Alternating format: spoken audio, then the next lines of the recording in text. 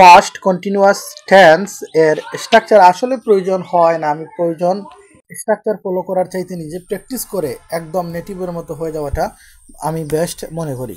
এরকম structure follow করে করে হাই স্কুল, কলেজ, ইউনিভার্সিটি লেভেলে এসে মাথা নষ্ট হয়ে গেছে। এখন প্র্যাকটিস করার সময় মুখে দিয়ে কথা আসে না, মাথায় আসে মুখে আসে না, পেটে আসে তো গলায় আসে না, গলায় আসে তো মুখে আসে না। এই একটা বিরাট সমস্যা।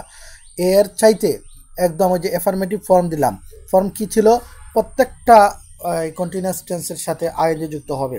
যদি পাস্ট হয় তাহলে ওয়াজ এবং ওয়্যার, প্রেজেন্ট হলে কি এম ইজ আর, ফিউচার হলে কি উইল বি, শেল বি বা উইল বি, শেল বির তো ব্যবহার নাই, উইল বিটাই ব্যবহার করবেন।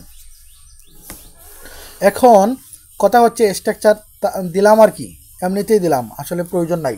আমি লাইক করি না কখনো স্ট্রাকচার। একসময় করতাম যখন আমি কথা বলতে পারতাম না, ইংরেজিতে কনভারসেশন করতে পারতাম না তখন।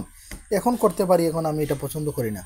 কারণ হচ্ছে আমি যদি স্ট্রাকচার থিঙ্কিং করি তাহলে কথা কখন বলবো? স্ট্রাকচার থিঙ্কিং করব, চিন্তা করব, নাকি আমি কথা বলবো, কোনটা?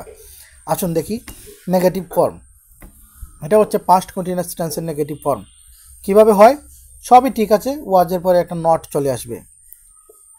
ওয়াজের পরে একটা নট দিয়ে দিলেই হবে। যেমন কি আই ওয়াজ রিডিং এ বুক, আমি বই পড়ছিলাম, পড়তেছিলাম, অতীতে কন্টিনিউয়াস ছিল। যখন বলবো I was not, I was not, আমি যখন আই ওয়াজ নট বলবো তখন এটা কী হবে? আই ওয়াজ নট রিডিং, আমি পড়ছিলাম না এ বুক, একটা বই পড়তেছিলাম না। এইভাবে she was not cooking rice, সে ভাত রান্না করছিল না, সে ভাত রান্না করছিল না মানে করতেছিল না, এটাই আর কি। দে ওয়ার, আয়ের সাথে কি হবে? আয়ের সাথে ফার্স্ট পার্সন সিঙ্গুলার এবং থার্ড পার্সন সিঙ্গুলারে ওয়াজ, বাকি সকল ক্ষেত্রে ওয়ার ব্যবহৃত হবে। They were, they were not, they were not playing football, তারা ফুটবল খেলছিল না। They were not playing football, তারা ফুটবল খেলছিল না।